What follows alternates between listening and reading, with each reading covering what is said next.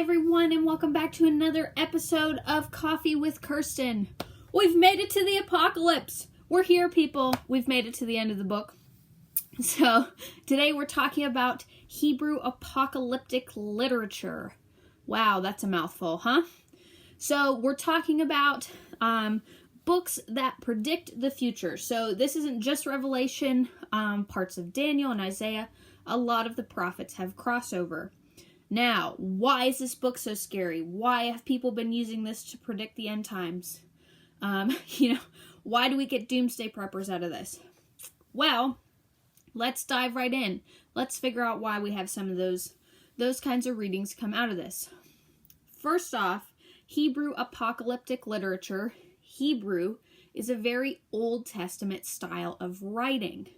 And if we know, we're going to have to draw on a lot of the skills that we've learned in the other genres to read this one properly.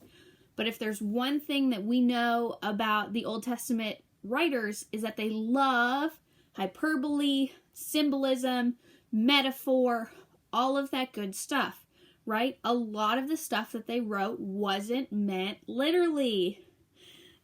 Most of the stuff in Revelation isn't literal. Right? It's used as an analogy or a metaphor to demonstrate John's big point. That's the author of the book of Revelation. Now, shocker, I'm going to tell you the whole point of the book of Revelation. We've won. We did it. John writes this book to show that there will be suffering, and not just suffering, great suffering, in a wide variety of ways. But the whole point is that we've won. You should read Revelation and get excited. You should be filled with hope, and you should see and feel God's love through this book.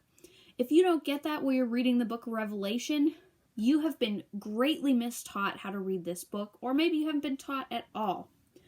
The point of Revelation, when we read it in light of our meta-narrative, our redemptive narrative, and even my narrative, Kirsten's little individual narrative, right? The whole point is that God gives us this beautiful insight into the end, right? We've won. We have our Frodo and Sam moment on the top of Mount Doom. It's beautiful, and God gives it to us, and He doesn't have to do that.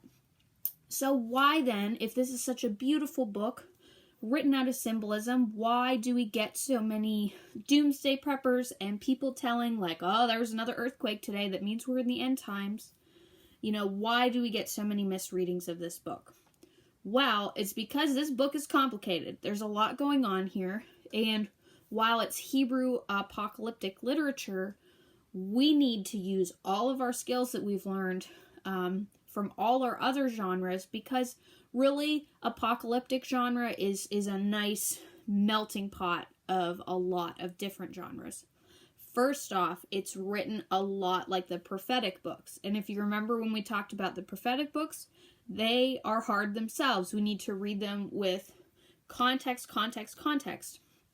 And the point of the prophetic books wasn't necessarily to predict the future, but the main point of those books was to correct a behavior or address an issue, right? And we need to make sure we're reading everything in context. So we need to be using our prophetic book skills here. On top of that, John has written letters in these books, right? The letters to the 7 churches. Well, we just learned how to read letters in the epistles. And epistles are a hard book to read because context, right? And not only context, they're occasional documents. So they're not clear cut, right? Occasional documents speak to a very certain occasion or circumstance or context, right? So we already have 2 really difficult genres all melted into one in apocalyptic literature. So go back and read and watch those videos so that you have those basic skills. So already, if you don't know how to read those books of the Bibles like that, you're at a huge disadvantage when coming to the book of Revelation. On top of all of that, right, people love to take the supernatural out of the Bible. We need to trust that we're, followers of a big God. If He says He's going to send a giant beast out of, the lakes, He can do that. But we also need to not, discredit symbolism.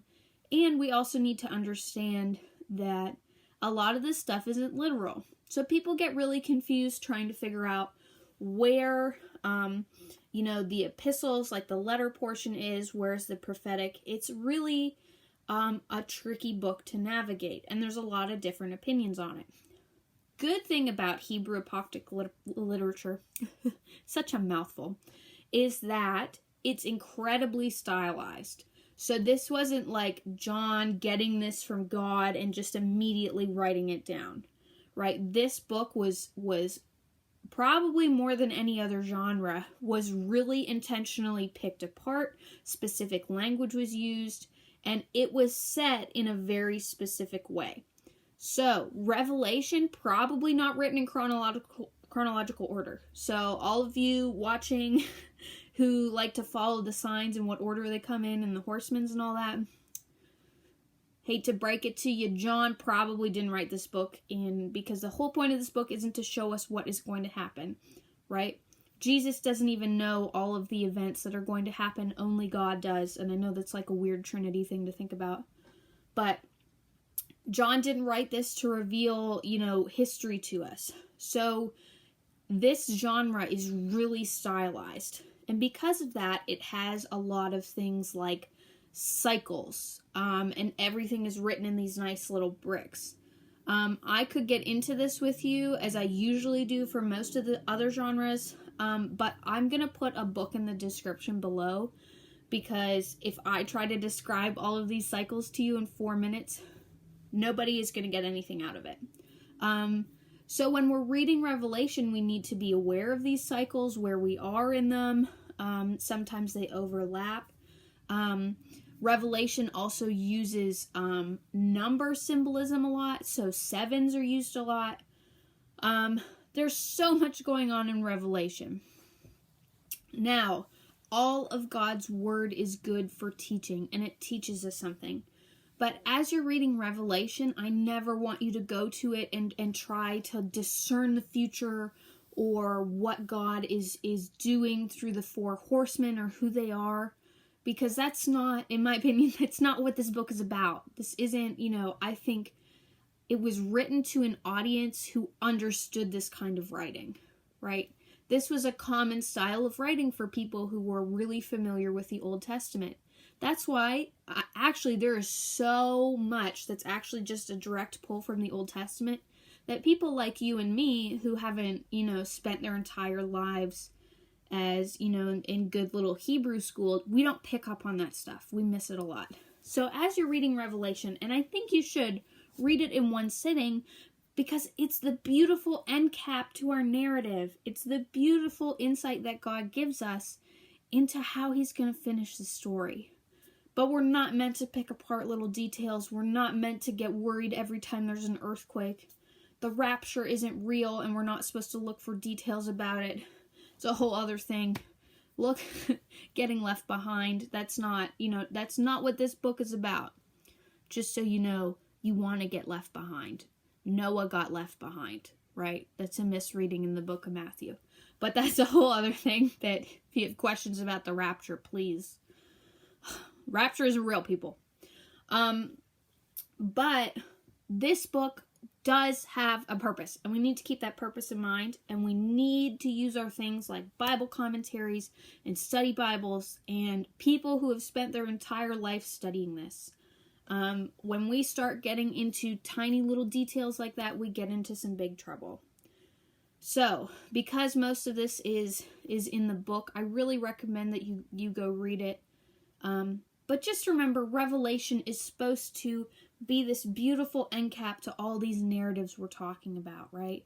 God has given us a gift in the book of Revelation. It's not meant to scare you. It's not meant to freak you out or have you worrying, because we know as Christians we're going to suffer.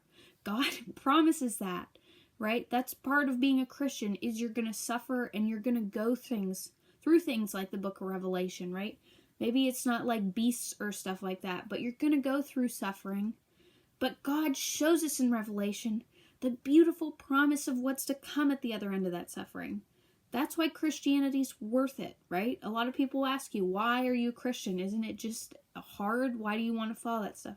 Revelation gives us an insight into why we want to do and love the God that we do. He's given us the end of it. So I hope that you have enjoyed Revelation, that you have enjoyed this series on how to read the Bible for all it's worth. We've come to the end of the Bible. We've done it, people. You should have a pretty good idea on how to read every genre in the Bible. On that note, we're not done with Coffee with Kirsten yet. We are going to be continuing in a new series. We're still going to be continuing with the theme of practical, right? This is your practical guide on how to read your Bible. So we're going to move on to the spiritual disciplines. What does it look like to meditate? What does it look like to study, right? We've kind of already gone over that practice. But if you're like me, nobody taught me how to do these things until I got to college, and I missed out on a lot of really great ways to enrich my time with God. Because it's not all just sitting and reading our Bible. It's a really important part. So we're going to focus on how do we do spiritual disciplines? Not like the theological implications for them or all of that, but how? What does it look like for me to sit down and do these practices? So I've loved doing this series with you guys. I hope you got something out of it. If you have any questions about Revelation, let me know. It's a hard one to cover in 10 minutes. So thank you so much, guys, and I look forward to our next time together. Have a great day.